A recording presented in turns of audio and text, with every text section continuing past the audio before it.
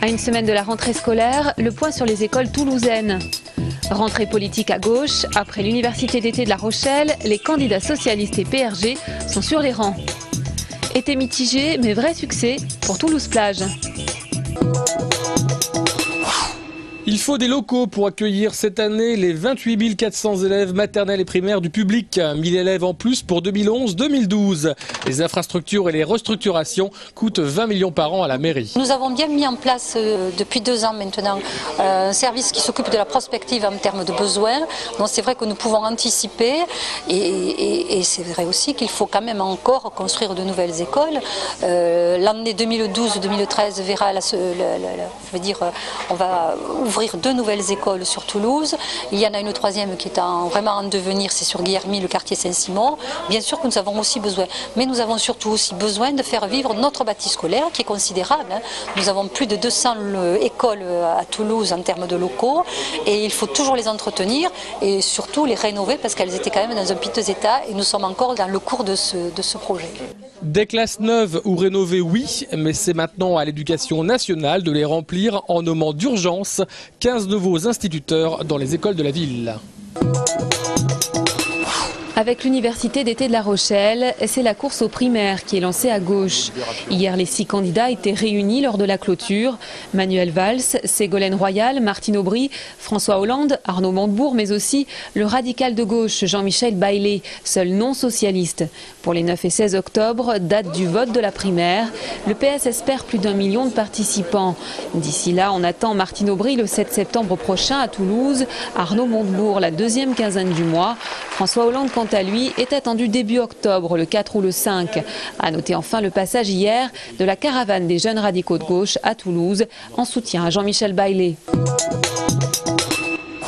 Record de fréquentation pour l'édition 2011 de Toulouse-Plage. Pour la seule journée du 31 juillet, 8043 personnes ont foulé l'herbe et le sable de la prairie des Filtres. Au total, la station balnéaire en bord de Garonne aura ainsi accueilli près de 218 000 personnes contre 194 000 en 2010. Principale raison évoquée, les Toulousains seraient peu partis en vacances cette année et l'offre d'animation de la prairie des Filtres était plus diversifiée.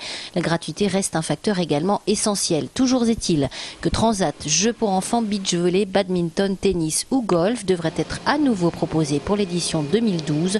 On parlerait même de cinéma en plein air, à confirmer.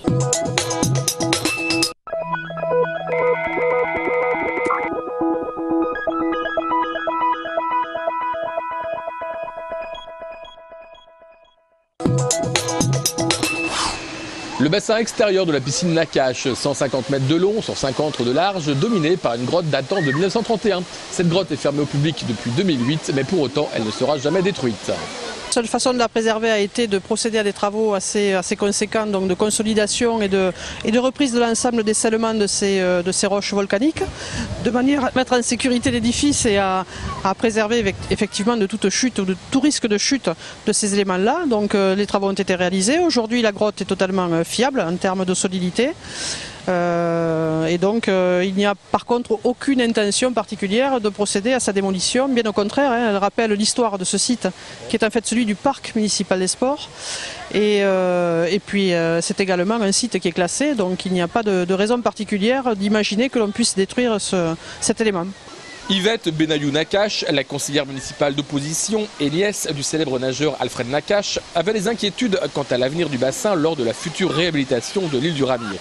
Du côté de la mairie, on assure qu'on ne touchera pas au mythe.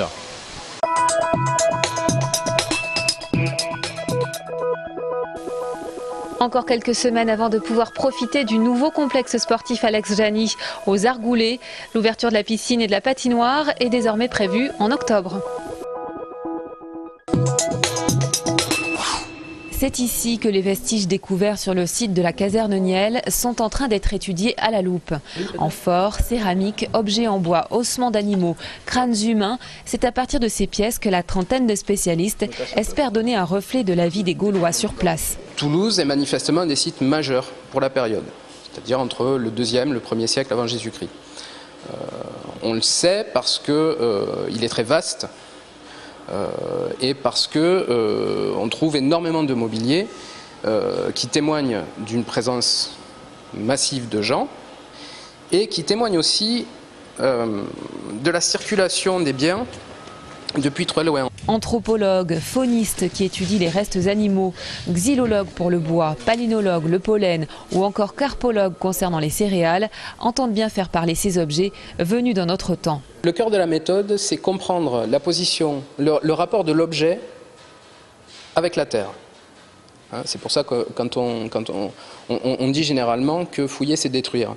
Parce que le sens que l'on va donner à tout ça, c'est la position de l'objet dans la terre. Une fois qu'on enlève la terre pour récupérer l'objet, on a perdu toutes les informations. Problème, très peu de traces d'habitat, tout comme de nécropoles. Difficile donc de se faire une idée précise dans l'immédiat.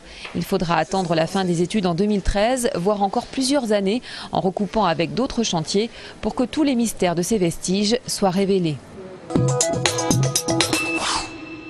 6 artistes palestiniens de toute génération présentent des œuvres à l'école des Beaux-Arts jusqu'au 4 septembre. De Gaza à Ramallah, titre de l'exposition, montre le désespoir sous toutes ses formes. Des fourmis militaires apprennent à quadriller un terrain. Un baluchon se fait en permanence pour quitter le territoire. Et l'œuvre fondamentale, c'est ce parterre de fleurs dessinées sur une terre sèche qui se délabre avec le temps. Le travail de Souleymane Mansour, nommé cyniquement Jardin de l'espoir, montre l'impossible avenir d'un pays qui se craquelle. Les 6 artistes se complètent, chacun à leur manière, et parlent mieux que les journalistes de la situation inextricable de la Palestine. Le Toulouse Football Club n'a pas résisté hier face au PSG. Pour la 4e journée de Ligue 1, les Toulousains ont pourtant ouvert le score. Le but est signé Capou. Mais le PSG était trop fort et à compter de l'égalisation à la 56e minute, les Violets ont subi plus que résisté au talent parisien. Avec 3 buts de Gamero, Erding et enfin Ménez dans les arrêts de jeu, la domination parisienne est actée. Malgré cette défaite, le TFC doit désormais penser au prochain match mercredi à domicile contre Nice en Coupe de la Ligue. Vendredi, c'était la première journée du top 14, dure reprise pour le stade qui a dû s'incliner face à l'Aviron Bayonnais 18-13. Bayonne a ouvert le score sur une pénalité et dominé toute la rencontre. À 4 minutes de la fin du match, le champion de France était encore mené 18-6. Les Rouges et Noirs ont quand même obtenu le point de bonus défensif à la dernière minute grâce au seul essai toulousain de la rencontre marqué par Josion, bien servi par McAllister.